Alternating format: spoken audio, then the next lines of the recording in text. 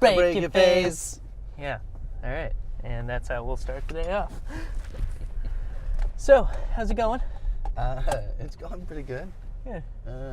Clear. Okay, thank you. All right. Off we go on another video adventure with, this thing's choking me. All right, hold on, sorry. Sorry, everybody. Sorry. So sorry.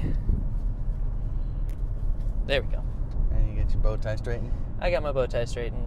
Yeah, what's going on? Well, something pissed me off this morning. Oh yeah, this morning. This morning. Wow, well, it was actually last night, but it re-pissed me off this morning. That was fast.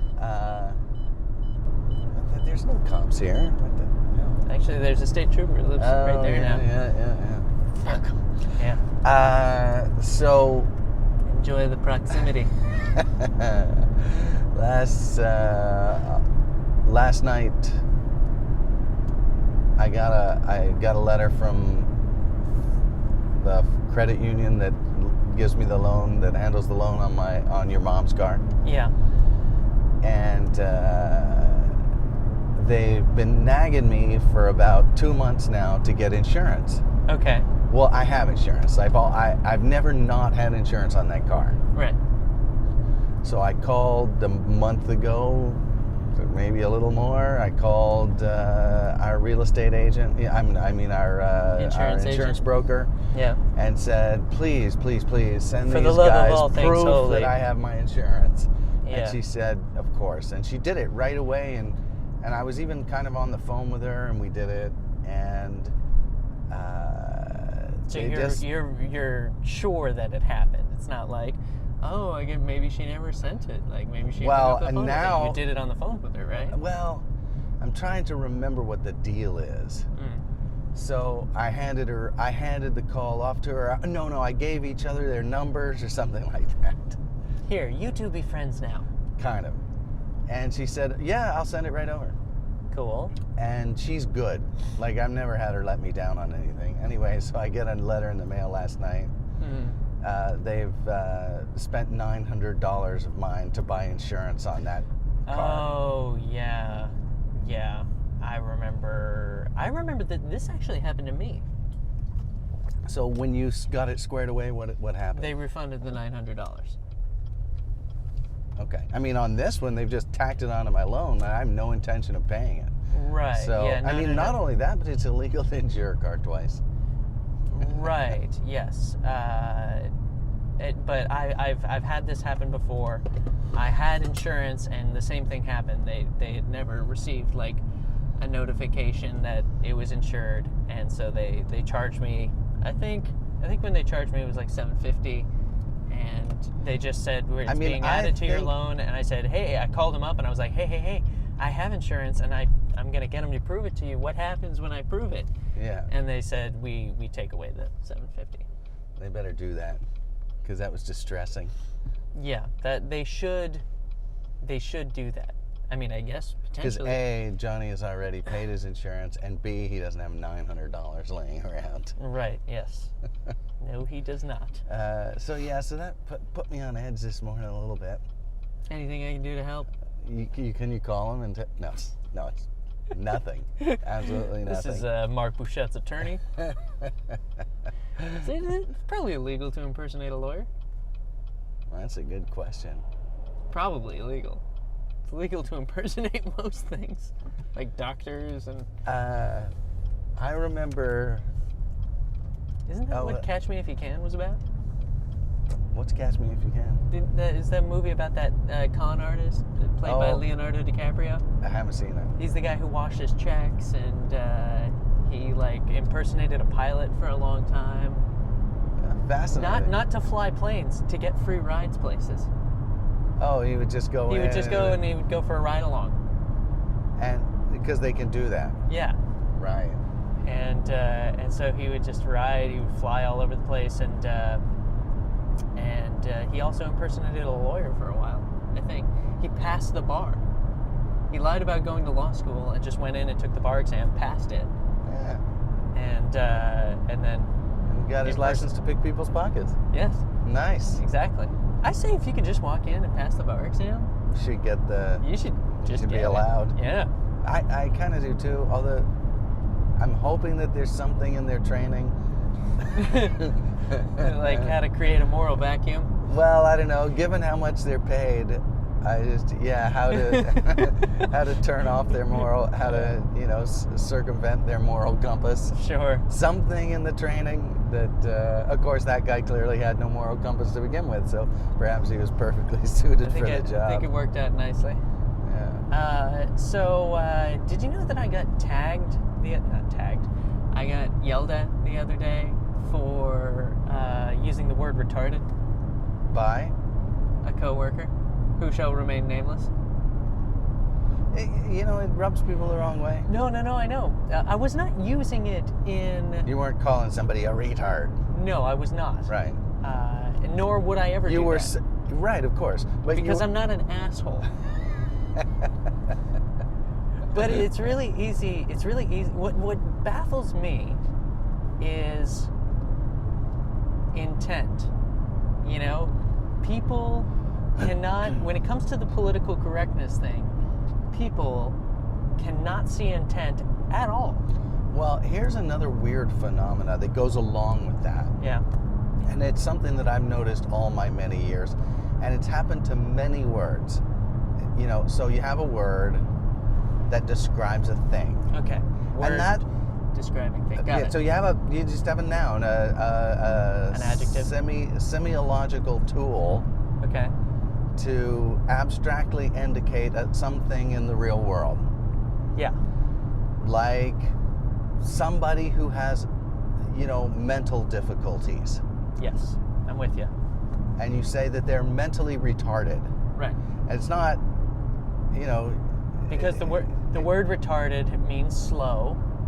correct. Or slowed. Correct. And you say they're mentally all right, retarded. well that's They're one. slow. So you have in the head. another word. Here's another word. Right. Crippled. Right. Like, we used to know what crippled meant. It meant that you had a physical disability that kept you from either walking, throwing a baseball. It's a fairly generalized term, but it usually had to do with walking. Sure. Most typically had to do with walking. So someone in a wheelchair would have been crippled. Right. Not an insult, not an epitaph, not a slander of any kind. Right. It just sort of described your condition. Used to be, my grandfather, who was very sort of liberal for his time. Sure. I guess is the best way to phrase it. Now Right. I'm sure he'd be considered a right-wing nut. Sure. But he's a Jew, and Jews are, traditionally pretty liberal, and he was a traditional Jew. Sure. And Circa 19. Well, probably born in the early 1900s. Right. Okay. In fact, definitely born in the early 1900s. We could prove it if we had to. So, and not only that, but like the furthest thing from a bigot, like a million miles away from a bigot.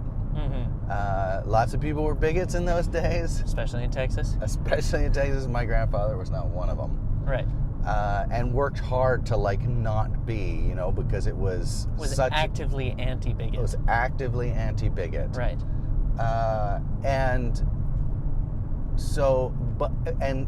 Out of politeness and consideration, he called black people Negroes because that was the polite term. Sure. That was how you said it nicely. There are many other ways to say it. Yeah. That was the nice way. Right. And so it indicated somebody who had black skin. So, and not in a derogatory way. Right. Even a little bit. Right. I'm trying to, George Carlin famously, describes shell shock. Yes. So what happens to these words, each one of those words that I've described, is that the thing that they describe is considered unpleasant. Sure. If you can imagine that for a word like Negro at the time, You know, it's considered something you don't want to be identified as. Right. Now, there were things about black life in those times that you would not want to be identified with, for sure. Sure. You know, the Jim Crow laws and the, you know, just, you know, recently, you know, out of slavery, and Yeah. so there were things that were Bad. you know, you could say of someone, you know, if they were a Negro, Right. you could say, you know, that was it described a life. Right. You know, a life where you couldn't drink out of the same water fountain, a life where you couldn't sit at the same, you know, counter at the bar, if you could even go into the bar, if you could, you know. Right. So it certainly at the time described, you know, an unfortunate A second class citizen. yeah, absolutely. Essentially. Absolutely. Right. And, you know, perhaps that to some degree is the need and desire to throw off that moniker. Right. Although I wonder about that. Mhm. Like, I really... Well, it's getting the two issues confused. A little bit. Right. A little One, like, it's become associated with a type of lifestyle as opposed to what it actually means, which was to indicate Right. what color your skin was. And maybe it's partly because the... And same thing with crippled. Like, basically, it became sort of like you're an invalid. You can't do anything. But my grandmother said I'm crippled. Right. On my dad's side, my grandmother said I'm crippled. She was not embarrassed by it. It wasn't like, you know, I'm less of a person than you. It's like I'm describing the physical disability that I have. Yes. When I say I'm crippled. But so what happens to these words is that the minute they come to identify clearly the thing that they are describing, Right. suddenly they're offensive. Yes. You know? Like the minute it means something. So you have to come up with some other word that doesn't, that you're going to infuse with some presumably new meaning that's less offensive. Sure. Like handicap. Sure. Like black. Right. Like, what was the other one? Like mentally ill. Sure. Is that what came after Yeah, or mentally impaired, or mentally impaired? And suddenly saying the former is you're a knuckle dragging Neanderthal. sure. Now, I don't know if that's a way just to keep people on their toes, sensitive to the issue, or what? Or because, you know, there are knuckle-dragging Neanderthals who begin to use those terms in a derogatory way. Well, I think that's more what happens. So then you know, the word that was perfectly normal before, you know, you say anything mean enough, right, and it becomes derogatory. Of course, You know? but that's the point. Like, so who gets to control the meaning of that word? Is it some asshole who use it in a derogatory term? Like I could say, like people could say, women, you know, Right. and it's like, no, now we can't call them women anymore. Now we gotta call them. Well, we're not far off. But seriously, We're like getting I mean, there. there's nothing We're insulting getting about the word women, right? Right. It's No. a perfectly fine No, way it's just a way to indicate your gender, correct. which also becoming But I could sure problematic. say it. I could say it in a mean way. I could say drivers. Yeah. Drivers. Fucking drivers. People who drive. People who drive. Fucking drivers. And now we got to call them what? Automobile operators. Yes. We got to switch the words. We got to Yes, we add do. some syllables. Yes, we do. Anyway, so it seems like a lot of these words that have sort of I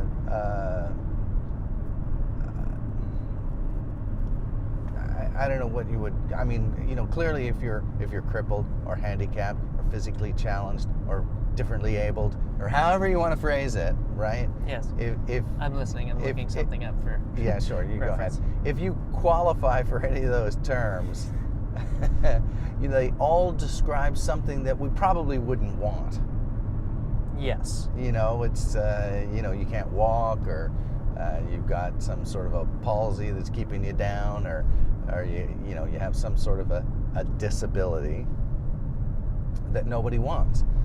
So when does differently abled become an differently abled? I think that's what you meant. That's what I was going Differently abled. Differently abled. So when's that going to be, when's that going to become the epitaph and we can't say it anymore and we have to come up with some, we used to say, we used to say in the hizzy. Now we just say the white folks started using that. She had to, we used to say in the house, and white folks started using that, and we had to say in the hizzy. Now we just say flippity flop. Yeah.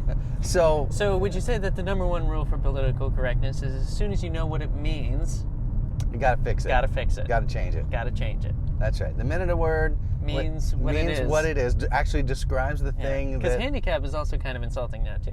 I'll have you know. No, I know. No, you can't say that anymore. No. There's lots of words like that. Mm-hmm. So the minute it comes to describe the thing that it's supposed to describe, to actually be attached to the thing it is, yes, that it's describing in the real world, you got to switch it up. Rule 1. Rule 1. Don't say what you mean. Yes. That's the first rule of political correctness. I was looking. I've been hearing this quote in Lemony Snicket and in the books and stuff like that, and it's a kind of a good one. It's in a world too often governed by corruption and arrogance, it can be difficult to stay true to one's philosophical and literary principles. Yeah. I know rule number 2. What is rule number 2? Rule number 2 is say the opposite of what you mean. Sure. To curry favor. Right. So to be unpolitical. So, like, for example, I wish women would rule the world. Sure, yeah. You mean pander. Pander. Yeah. Pander. That's it. Pander. Yes. Political correctness. I wish I was black. Yeah. Yeah. They got all the big ding-dongs. I don't know. Being then white. I could play basketball. That's right. So say the exact opposite of what you're thinking. Sure, yeah. That's usually good for political correctness. Sure. Don't mean what you say. Right. Which I guess, is actually, what would you call it?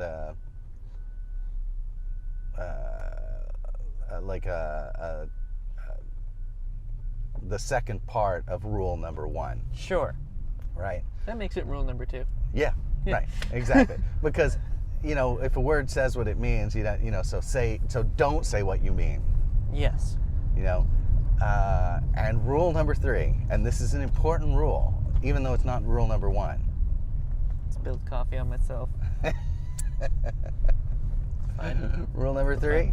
Rule number 3. I have a good rule number 3, and maybe leaning in your direction. Okay. Not only do you say the opposite of what you mean, you go in the other direction. In fact, I hate white people. Yes. I hate them. Exactly. And we're terrible. We are the worst. Exactly. Just scumbags. And I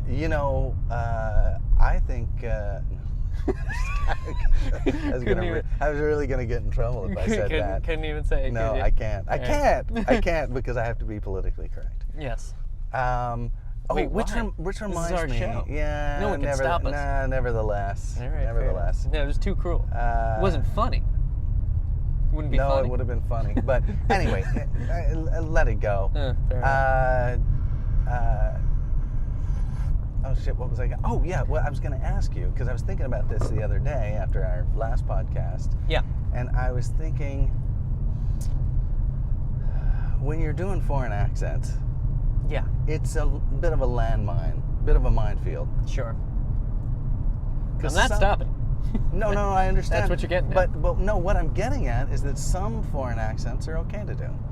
Yeah, why is that? And some... Like, if I do a British accent, nobody goes, it's a stupid British accent. Well, or more importantly, you're insulting British people. But I would never insult British people. I know. would never. I hold very dear to imitation as the sincere form of flattery. Wait. I would definitely insult British people. Oh, yeah. No. Sure. Yeah, sorry. Yeah. But not like that. Well, maybe like that. maybe. But I would insult everybody on equal terms. That's kind of you never know your own shit never stinks, or you never, what is it? Everybody loves their own brand, or something like that. Yeah. So you never see, except you never see your sort of quirks and foibles. Right. I guess that's it. It takes other people to see your quirks and foibles. And often you see your own quirks and foibles. Sometimes I see my foibles when I'm looking down in the shower. That's right. Yeah. So Getting clean under there. No, you definitely want to scrub the foibles, especially after a particularly sweaty day. Get under there. A little talc on the foibles. Clean my foibles. Yeah. But go on. Nobody sees. Yeah, nobody sees. But like for example, like when you hear coworkers imitate each other. Okay. Like and I suppose, and there's a cruel way to do it. Yeah. And there's sort of a funny way to do it. Sure. And I suppose depending on how big a baby the person is that is being done to. But you know what? Even the nicest sort of. Well, and that's, I think, sort of the problem with. That's sort of the problem with today's culture, in a way, if I can make a grand generalizing statement. Would you please? Sweeping statement. That's our hallmark. but the problem with today's culture is that nobody takes any pride in not being a baby anymore. It's totally acceptable to be a baby. It's A-okay. Society has deemed it. If in fact, if you are being a baby, not only is it reasonable, everyone's on your side. Well, I mean, I guess that's part and parcel. Like, if somebody insulted me, and as they often did when I was growing up, with a name like Francois in Vermont, thank you very much. Not thank you very much. I like my name, but we gave you an out. You did. You gave me an out, and I made my bed. And good. And it toughened you up. And in a way, it made me the man I am today. In a weird, But I don't know, absolutely, boy named Sue. So, but it was hard, but at a certain point, I'm just like, they're gonna make fun, and that's just the way it is, and I don't really care, And it was the kind of thing where, like, well, it taught you some skills as to how to cope with assholes. Right. And now I can cope with assholes. In fact, at the end of it, the asshole and I might leave friendly. Right. And on many occasions. You toughened up. You learned a skill. You fortified your psyche. Well, and that's what nobody's putting an emphasis on, fortifying your psyche, which is really what they should be putting an emphasis on, because guess what? You're never going to stop bullying. That's never going to go away. Right. Well, and the alternative is no favor to you. Right. In other words, crying you the victim is not a favor to you. Right. Anybody who tells somebody else, who insists to somebody else that they're the victim, is hurting them once again. Right. Yes. That's insult to injury, or injury to insult, actually. Yeah. All right. I don't think, but that's it. Like, no, like everybody's folks are. It's very difficult to tell anybody anything. And everybody is immediately jumps to the wrong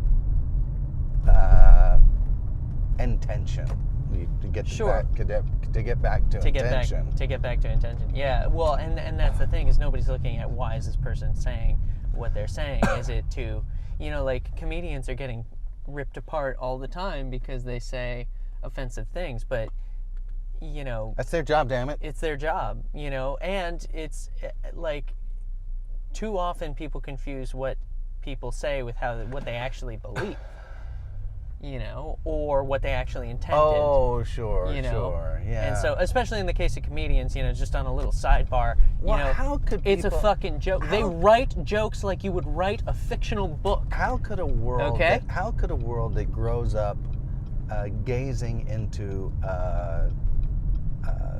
electronic screen have any idea what the actual world is really like? Yes. I mean, you just, Been learning that more as I've been spending more and more time on Instagram and the Tumblrs and the Twitters. It's just complete fantasy. Yes. In a twisted, warped, untethered by physics reality. I know, you should see my ass in some of those photos I've been posting. It's gorgeous, right? Like you wouldn't believe. Yeah, pimple-free. Pimple-free. The hair stops in appropriate places. Oh, absolutely. Yeah. Oh, yeah. But that's it. But that's it. You're not, like, if most of the time your eyeballs are open, you're seeing some kind of or even if the percentage goes up to a certain point, you ain't living in the real world. Yeah. No, that's fair. But back to intention. You know, like, if I say the laws of this society are retarded, okay, I'm not trying to offend you have mentally disabled people. Like, that's not even remotely, we're not even talking about the same thing. Right. You know? And yet, someone will be like, you can't say retarded. You can't say that.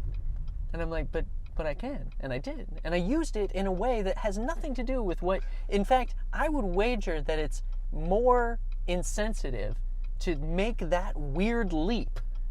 Because my mind's not even there. Right. My mind's not even with. Well, people are, they are on a hair trigger. They're on the lookout for you to say something offensive, because one thing, that gives them something to say when they didn't really have anything to say, and B, everybody's in a rush to jump onto the moral high ground and prove that they're better than you. Sure, like some weird mental game of King of the Hill. Right, and that's one arbitrary way to play that game. Sure, yeah, all right. Something to think about as we arrive at work. But very quickly, yes. Where can people find us? No, what accents can I do? Can I still do without? Without offending anybody, I think you still got Australian. Sure. British. Okay. New Zealand, which is pretty much Australian, diet Australian. And Southern. Okay. Japanese? German? Japanese? No. Now, why not? Just white people. They're sorry. They're sort of white, and they're first world, and they do better in school than I do. Yeah, I don't know. Any minority, you're pretty much out. Well, in Japan, they're not a minority. That's true. And the Chinese people outnumber us. So anybody who's a minority in this country. Anybody who's a minority in this country. Yes. Right. Okay, it's a good rule. Yeah. Right. Find us on Rule 3. Facebook, Daily Ride. Find us on Twitter at Daily Ride. Find us on Instagram at Daily Ride Podcast. Find us on the web. Try to avoid us, Daily I guess, Ride is really Podcast. what you're trying we're to fucking say. everywhere. All right. It's dangerous out there. Right on. Right on.